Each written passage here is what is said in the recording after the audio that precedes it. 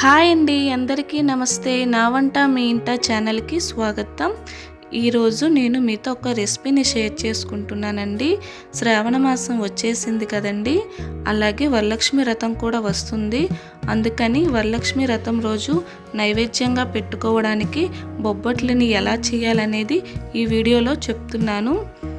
First నేను ఇక్కడ ఒక కప్పు శనగపప్పుని తీసుకున్నాను. దీన్ని బాగా వాష్ చేసుకొని ఒక 1 అవర్ పాటు బాగా నానబెట్టుకోవాలి. 1 అవర్ తర్వాత దీన్ని ఒక కుక్కర్లోకి ఇలా వేసుకోవాలి. మొత్తం శనగపప్పుని కుక్కర్లో వేసుకొని ఇక్కడ 1.5 గ్లాసుల వాటర్ని వేసుకున్నాను. వేసుకొని దీన్ని మనం మూత పెట్టుకొని ఒక 3-4 విజిల్లు వచ్చేంత వరకు మనం దీన్ని బాగా కుక్ చేసుకోవాలి.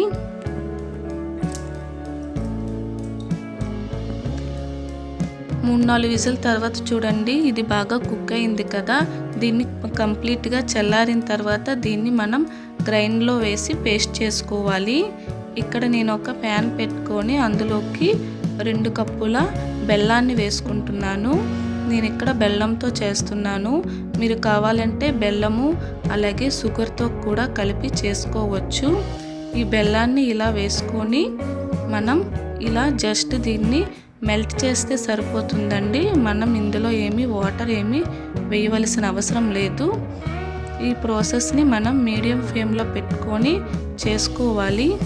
ఇక్కడ మనం ముందుగా తయారు చేసి పెట్టుకున్న పేస్ట్ని, శనగపప్పు పేస్ట్ని ఇందులోకి కొద్దిగా వేసుకోవాలి. ఇలా కొద్దిగా వేసుకొని దీన్ని మనం బాగా కలుపుకోవాలండి. ఇప్పుడు స్టవ్ని మీడియం ఫ్లేమ్లోనే ఉంచుకోవాలి. ఇలా అట్లకరతో కాకుండా విస్కర్తో కలుపుకుంటే ఇది బాగా కలిసిపోతుందండి. మీ దగ్గర విస్కర్ ఉంటే విస్కర్తో ఇలా బాగా కలుపుకోండి, లేకపోయినా పర్వాలేదు, అట్లకరతోనైనా మీరు బాగా ఇలా కలుపుకోవాలి. బెల్లం అనేది మొత్తం శనగపప్పులో కలిసిపోయినట్టు కలుపుకోవాలి. చూసారు, ఇక్కడ అంతా బాగా కలిసిపోయింది బెల్లము అలాగే శనగపప్పు పేస్ట్ అనేది. ఇలా బాగా కలిసిపోయిన తర్వాత ఇందులోకి నేను 2 చెంచాల నెయ్యిని వేసుకుంటున్నాను. నెయ్యిని వేసుకోవటం వల్ల మంచి ఫ్లేవర్ వస్తుంది. అలాగే ఈ పేస్ట్ అనేది ప్యాన్కి అంటుకోకుండా ఉంటుంది.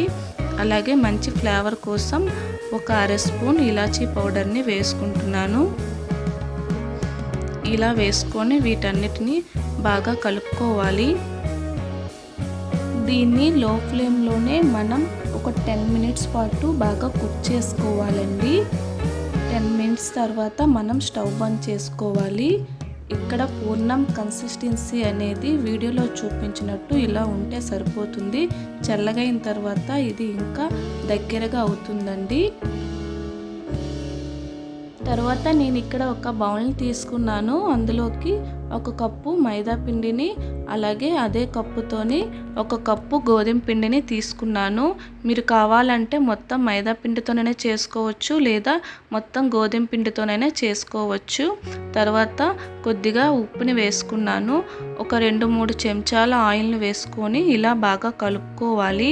మైదా పిండితోనే కాకుండా కొద్దిగా ఇలాగ గోధుమ పిండి వేసుకొని చేయటం వల్ల బొబ్బట్లు అనేవి సాగకుండా తినేటప్పుడు బాగుంటుందండి. అలాగే కొద్దిగా ఇక్కడ వాటర్ని వేస్తూ చపాతీ ముద్దలా మనం దీన్ని కలుపుకోవాలి.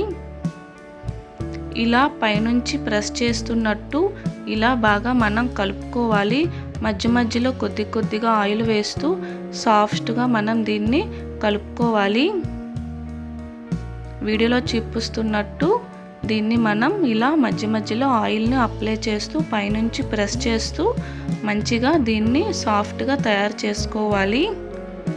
ఇప్పుడు దీనిపైన మనం మూత పెట్టుకొని ఒక 20 మినిట్స్ పాటు దీన్ని సైడ్ పెట్టుకోవాలండి. 20 మినిట్స్ తర్వాత మూత తీసి చూస్తున్నాను. చూడండి, భలే సాఫ్ట్గా వచ్చింది. ఇలా ఉంటేనే మనకి బొబ్బట్లు అనేవి తినేటప్పుడు చాలా సాఫ్ట్గా అనిపిస్తాయండి. ఇప్పుడు దీన్ని నేను తీసుకొని ఇలా రోల్లా చేసుకున్నాను. చేసుకొని నైఫ్తోని ఈక్వల్గా పీసెస్లా కట్ చేసుకుంటున్నాను. అన్నీ ఈక్వల్ పీసెస్లా కట్ చేసుకుంటే మనకి బొబ్బట్లు అనేవి ఒకే సైజులో వస్తాయి. తర్వాత దీన్ని ఇలా నేను రౌండ్గా బాల్స్ లాగా చేసుకుంటున్నాను. అన్ని ముద్దని కూడా ఇలాగే రౌండ్గా ప్రెస్ చేస్తూ మనం బాల్స్లా చేసుకోవాలి.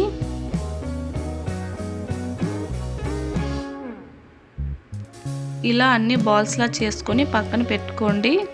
తర్వాత పూర్ణాన్ని కూడా నేను రౌండ్గా బాల్స్లా చేసుకొని పక్కన పెట్టుకుంటున్నాను. పూర్ణాన్ని కూడా మనం ఈక్వల్గా అన్నీ ఒకే షేప్లో చేసుకోవాలండి. ఇక్కడ నేను పైన తొక్కని అలాగే లోపల పూర్ణాన్ని రెండు ఒకే సైజులో తీసుకున్నాను. రెండు కూడా ఒకేలా ఉన్నాయి చూడండి ఇక్కడ. తరువాత ఇక్కడ నేను అరకప్పు ఆయిల్ని తీసుకున్నాను. అలాగే అందులోకి 4 స్పూన్ల నెయ్యిని వేసుకొని కలుపుకుంటున్నాను. ఇలా బాగా ఇలా మొత్తం నెయ్యే కాకుండా ఆయిల్ వేసుకొని చేసుకోండి, బాగుంటుంది. తర్వాత ఇక్కడ ఒక బటర్ పేపర్ని తీసుకున్నాను. తర్వాత ఇందులోకి పైకి కొద్దిగా నెయ్యిని మనం వేసుకొని పైన ముద్దను పెట్టి ఇలాగా ప్రెస్ చేసుకోవాలండి. ఇలా చేతితో ప్రెస్ చేసుకొని ఇందులోకి మనం ముందుగా తయారు చేసి పెట్టుకున్న పూర్ణం బాల్ని ఇందులో పెట్టుకొని ఇలాగా క్లోజ్ చేసుకోవాలి. వీడియోలో చూపిస్తున్నట్టు ఇలా క్లోజ్ చేసుకొని జస్ట్ దీన్ని ఇలా ప్రెస్ చేయాలి. తర్వాత పైన కొద్దిగా నెయ్యిని వేసుకోవాలి. మళ్ళీ కొద్దిగా ప్రెస్ చేసి పైన కూడా మళ్ళీ నెయ్యిని వేసుకొని ఇలాగా ప్రెస్ చేసుకోవాలి. ఇప్పుడు దీనిపైన మళ్ళీ ఇంకొక బటర్ పేపర్ని పెట్టుకొని చపాతీ కర్రతోని ఇలా రౌండ్ షేప్ వచ్చేటట్టు మనం దీన్ని ఇలా తయారు చేసుకోవాలండి. ఈ ప్రాసెస్ మెల్లగా చేయండి, లేదా పూర్ణం అనేది బయటికి వచ్చేస్తుంది. చూసారా, పూర్ణం అనేది బయటికి రాకుండా రోటీ కర్రకి అంటుకోకుండా ఈజీగా వచ్చేసింది. ఇక్కడ నేను దోశ ప్యాన్ని తీసుకొని 1 స్పూన్ నెయ్యిని వేసుకున్నాను. తర్వాత దీనిపైన ఇలా బొబ్బట్టుని వేసుకోవాలండి. మీ దగ్గర బటర్ పేపర్ లేకపోయినా పర్లేదు, థిక్గా ఉండే ఏదైనా కవర్ మీద మీరు ఇలా బొబ్బట్లని తయారు చేసి ప్యాన్ పైన వేసుకోవచ్చు. తర్వాత ఇక్కడ 1 స్పూన్ నెయ్యిని మళ్ళీ వేసుకున్నాను. దీన్ని లో ఫ్లేమ్లోనే మనం ఒక 2-3 మినిట్స్ ఫ్రై చేసుకోవాలి. తర్వాత సెకండ్ వైపుకు టర్న్ చేస్తున్నాను. ఇక్కడ కూడా దీన్ని పైన ఇలా మనం ప్రెస్ చేస్తూ దీన్ని కాల్చుకోవాలండి. ఇలా ప్రెస్ చేయటం వల్ల బొబ్బట్లు అనేవి బాగా పొంగుతాయి, అలాగే సాఫ్ట్గా కూడా వస్తాయి. ఇప్పుడు సెకండ్ వైపు కూడా టర్న్ చేశాను. 2 వైపులు కూడా బాగా కాలింది. తీసి పక్కన పెట్టుకోవాలి. తర్వాత ఇంకొక ముద్దను తీసుకొని పైన ఇలా నెయ్యిని వేసుకొని మధ్యలో పూర్ణాన్ని పెట్టుకొని వీడియోలో చూపించినట్టు ఇలా క్లోజ్ చేసుకొని పైన కొద్దిగా నెయ్యిని యాడ్ చేస్తూ దీన్ని చేయితోనేనండి ఇలా నెమ్మదిగా స్ప్రెడ్ చేసుకోవాలి. పూర్ణం అనేది బయటికి రాకుండా ఇలా రౌండ్ షేప్లో వచ్చేటట్టు మనం దీన్ని తయారు చేసుకోవచ్చు. మొదటి మెథడ్లోనైనా చేసుకోవచ్చు, లేదా ఇలా అయినా మనం చేసుకోవచ్చు. మీకు ఏది ఈజీగా అనిపిస్తే మీరు ఆ మెథడ్లోని బొబ్బట్లన్నిటినీ చేసుకోండి. నేను మళ్ళీ ఇక్కడ ప్యాన్ పెట్టుకొని ఆయిల్ వేసుకొని సెకండ్ టైం తయారు చేసుకున్న బొబ్బట్టును కూడా ఇలాగా ఫ్రై చేసుకుంటున్నాను.